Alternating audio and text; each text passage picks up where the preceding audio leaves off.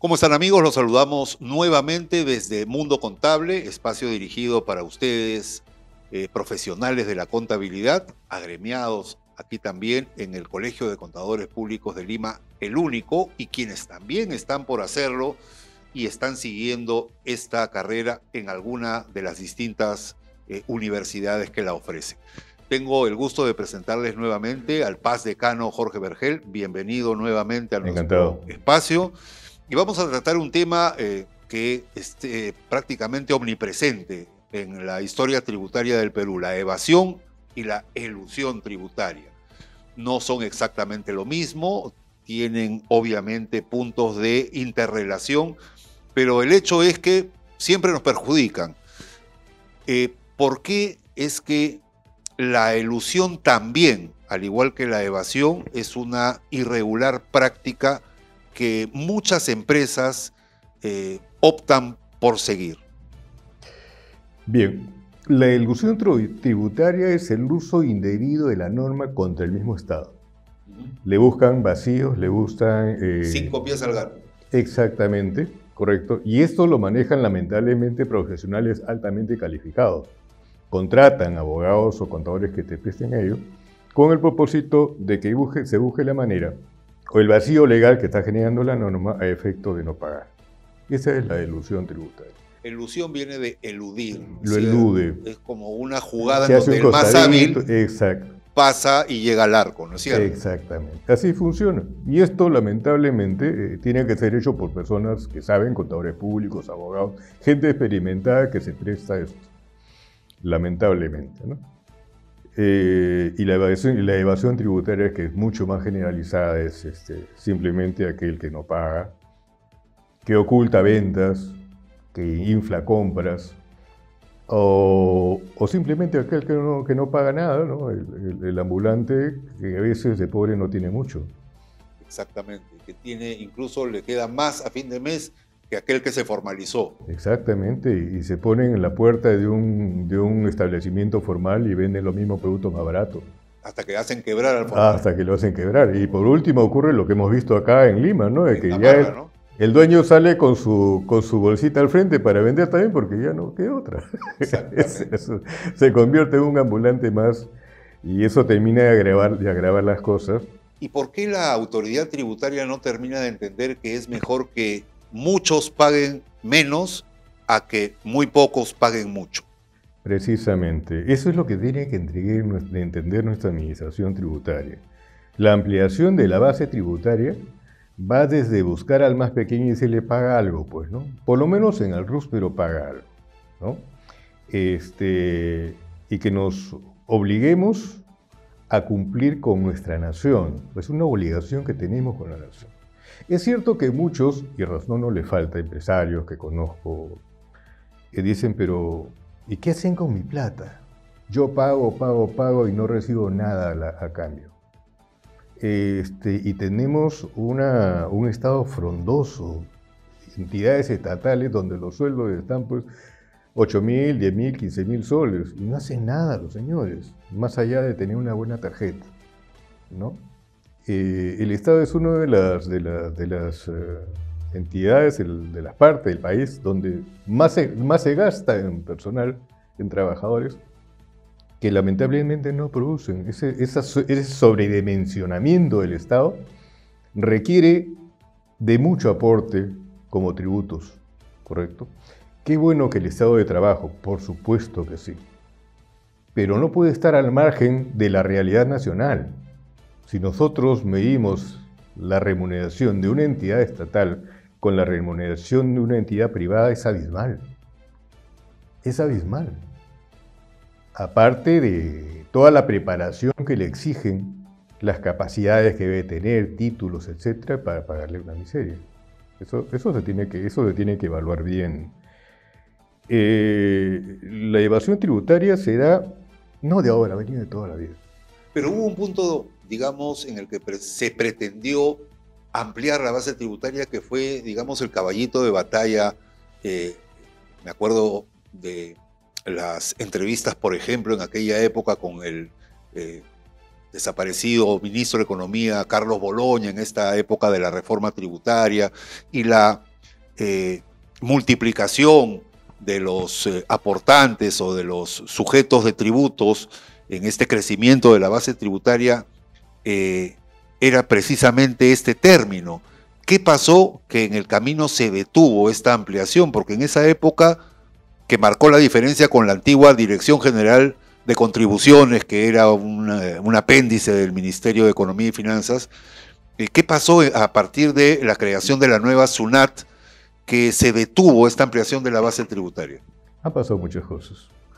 Una de ellas que acá se terminaron las fiscalizaciones diarias que habían a los establecimientos donde llegaba un funcionario, un trabajador de la SUNAT. El grupo terna de la SUNAT. Exactamente, simulaba comprar algo y si no le entregaban no le entregaban comprobante, le caían con todo. Ahora eso no se da, ya no se ve, y donde quiera que usted vaya a un establecimiento de mediano nivel no le entregan comprobante o le entregan cualquier documento que no es comprobante de pago, o los tiquecitos ahora de cobranza, que no es comprobante de pago, con eso tiene que ver. O a la justa le entregan el voucher de la tarjeta de débito, ¿no? Nada más, nada más. Y si uno reclama, le dice, bueno, es política de la empresa, si no le gusta, no venga. Y podría aprovecharse, ya que cada vez el comercio electrónico está más masificado, tanto de las plataformas de las billeteras electrónicas como de los POS, por ejemplo, que el grabarse los impuestos directamente a estos terminales? Precisamente es la parte donde debe apuntar la administración tributaria. Es decir, como dice usted, grabar directamente. O sea, si voy a pagar de esta manera, de ahí me tendrían que cobrar un impuesto. Claro. ¿Correcto? Porque está identificado. Así es. Salvo que, como contraparte, haya entregado el documento, ¿no? Boleta o factura, con la cual pague el justiprecio de ello. Pero de alguna manera tiene que ser. Que le decía, se ha abandonado esas prácticas, la administración tributaria ha abandonado esas prácticas. Y esa es la parte de los formales, correcto, de los formales que no cumplen con su obligación tributaria. Ahora, los informales, lo que no se han formalizado ni nada por el estilo, nada que ver. O sea, a ellos apuntó el gobierno donde estuvo el ministro Boloña, pero con tan mal procedimiento que pretendió aplicarle la misma norma que a todos los empresarios que ya estaban formados, cuando tendría que haber un beneficio tributario para rescatarlos a ellos, ¿no es cierto? Y que vayan entendiendo qué es necesario aportar, ¿no es correcto? Si nosotros vamos para el mercado central, encontramos ambulantes por montones. ¿Alguien paga algo? Nada.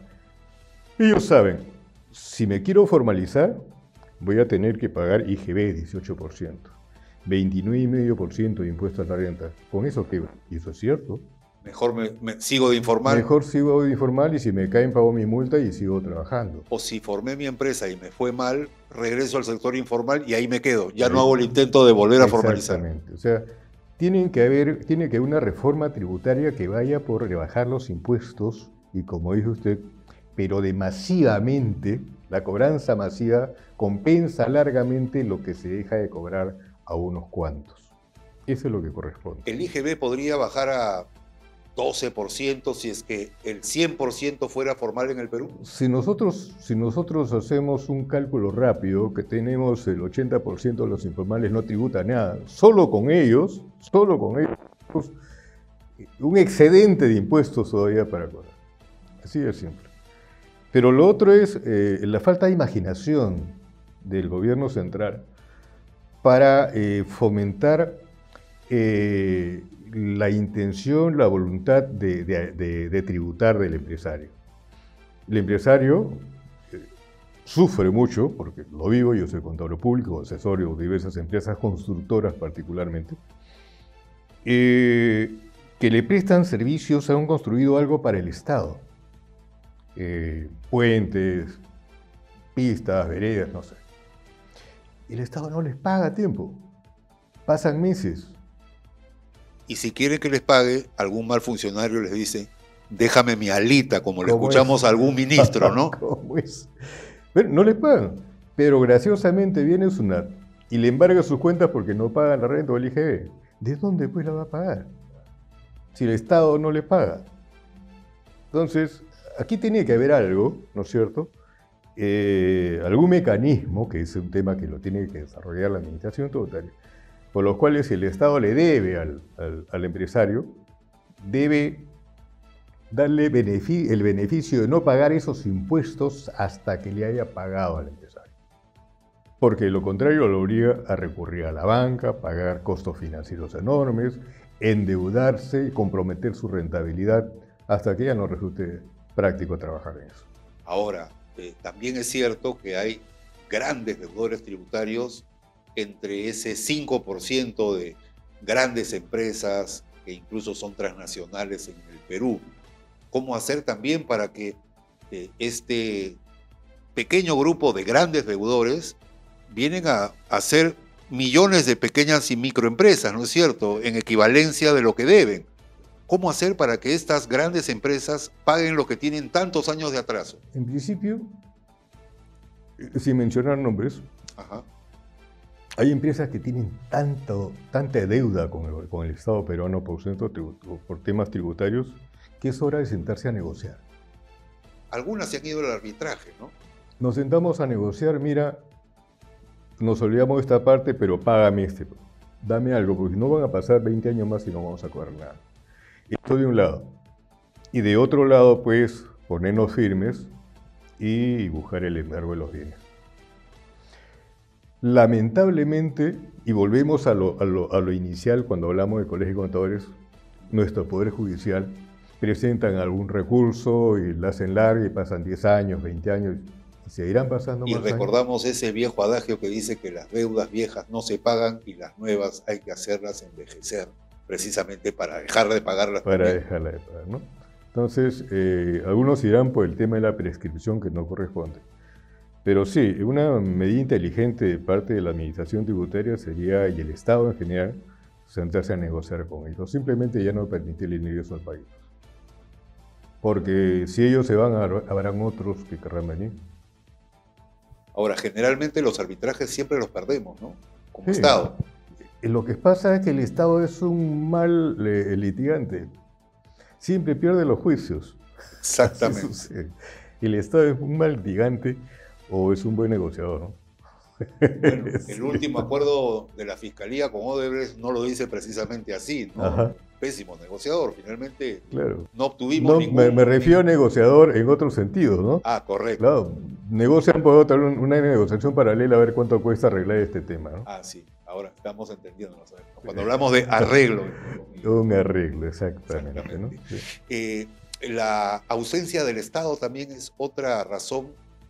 No me refiero a Lima, obviamente, me refiero a los lugares más alejados en donde la informalidad llega al 100%, minería ilegal, trata de personas, deforestación, etcétera, etcétera, etcétera, que además generan delitos conexos como el lavado de activos. Ahí donde hay ausencia del Estado hay más informalidad y el Estado tampoco se preocupa en ampliar la base tributaria. Si no puede con Lima. Si no puede con Lima. Efectivamente, hay ausencia del Estado en zonas vastas del país.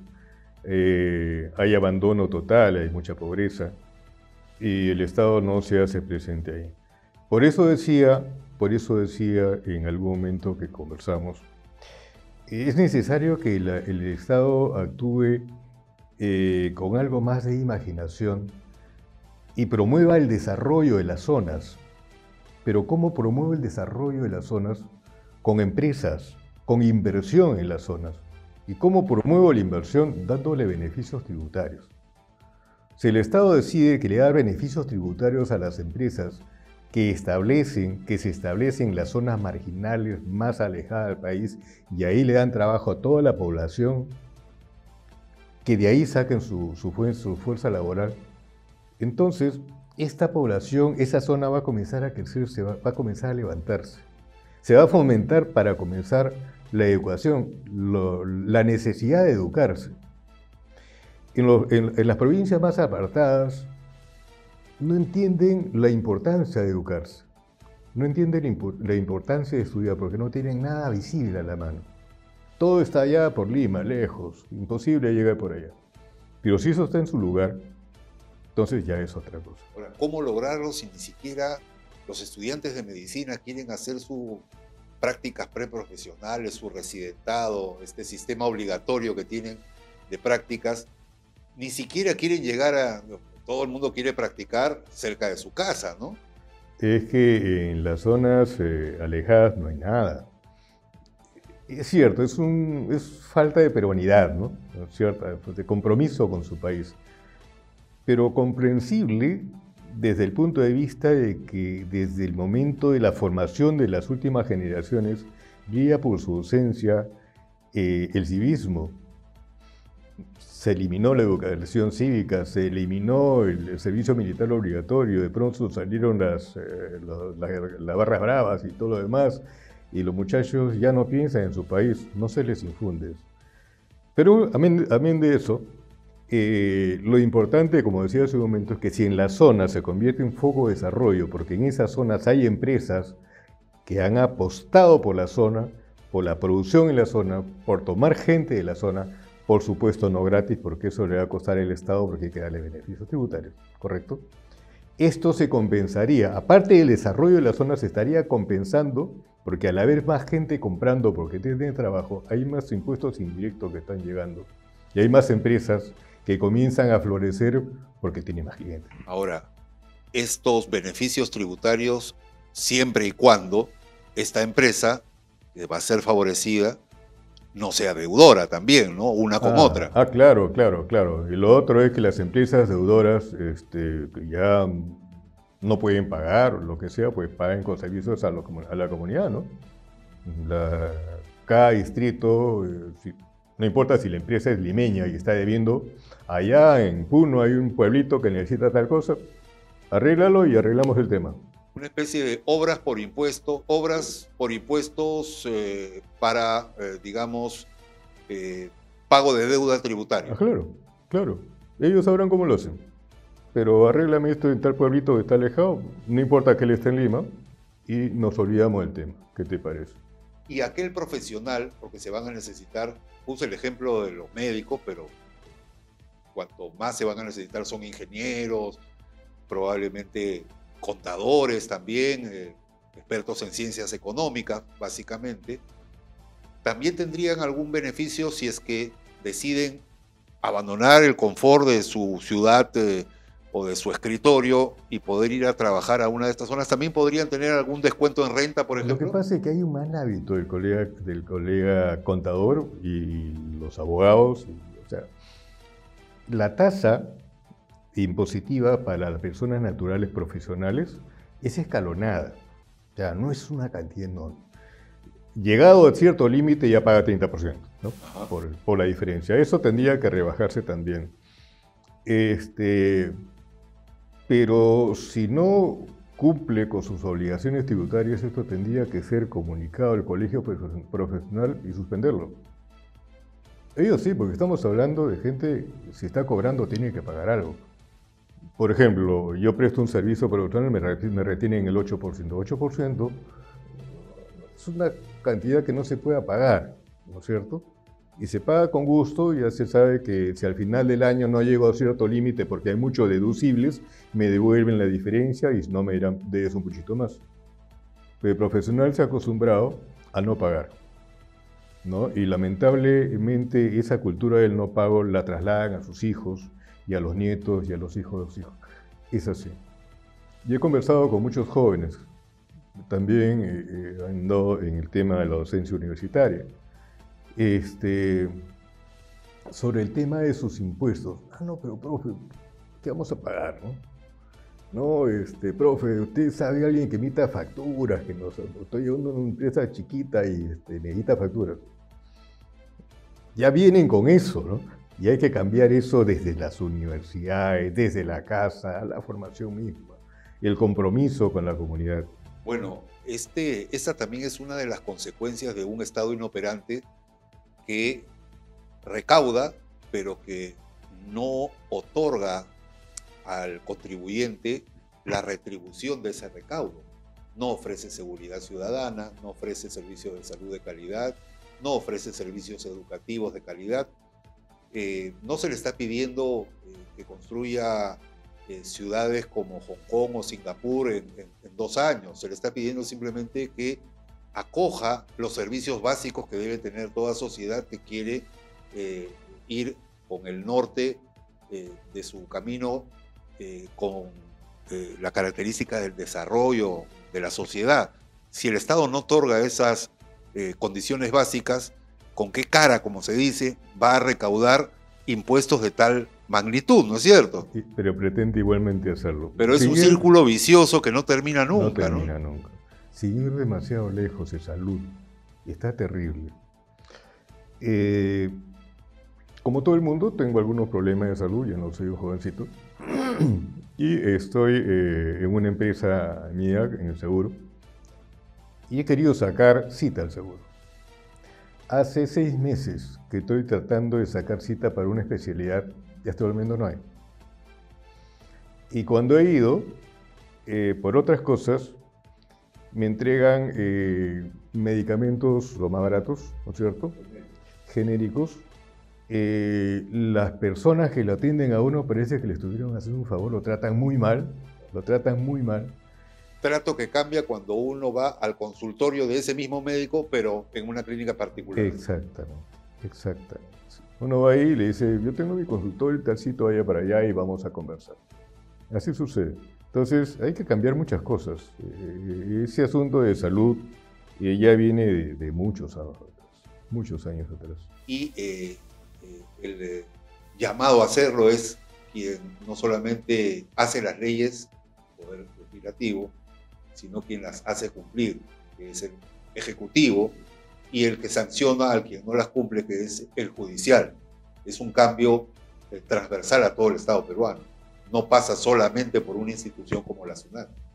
No. Y pasa también por el tema de tomar las riendas realmente de la conducción del país y las organizaciones del Estado. Porque el caso de salud, por ejemplo, hacen algo y se le plantea el sindicato y no hacemos nada, ¿no? Entonces, si somos endebles a eso, si no sabemos manejar ni siquiera eso, entonces ¿cómo podemos manejar un país, ¿no? El tiempo se nos acaba, lamentablemente. El Colegio de Contadores Públicos de Lima, ¿de qué manera puede contribuir en la mejoría del paquete tributario que sea necesario como órgano por excelencia consultivo para poder otorgarle una mejor calidad legislativa a las normas?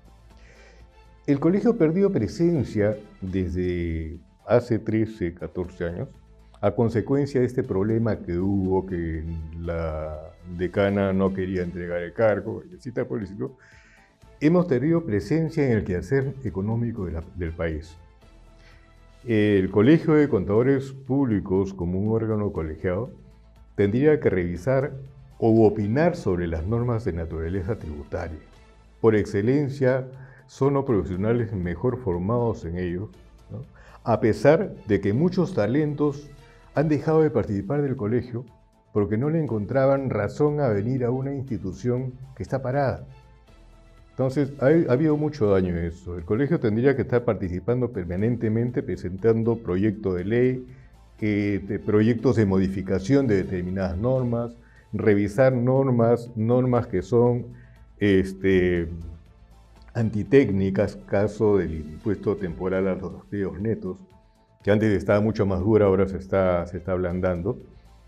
Y aunque después sirve para pagar los impuestos, pero le quitan liquidez a la empresa. ¿Cómo es posible que porque tengo más de 1 millón de mis activos yo tenga que pagar un impuesto del ITAN sobre la diferencia, cuando estos activos, si nosotros conocemos algo de contabilidad, está formado por las cuentas del banco? Ok, tengo cuentas en el banco que pueden ser préstamos, ¿no es cierto? Pero tengo activos. Las cuentas por cobrar que tengo, que no las cobro y no sé si las voy a cobrar, también es un activo. Mis activos fijos que sirven para producir, pero no producen nada, están ahí. Que sobre eso tengo que pagar un impuesto mensual y si no lo pago me embargan las cuentas. Y me dicen que después eso va a servir para pagar impuestos y al final del año salgo a comprar, ¿de cuándo lo recupero? O sea, me quita liquidez. Son impuestos antitécnicos que deben suprimirse. Otro impuesto antitécnico también fue en su momento el ITF. se ha ido reduciendo y pues bien, yo estoy de acuerdo con que siga, porque es una forma de detectar movimientos económicos no declarados. Es el 0.005%, que es muy pequeñito, nos da un indicador más o menos de cuánto han movido las empresas o las personas naturales y saber cuándo están moviendo indebidamente recursos que no se han ganado.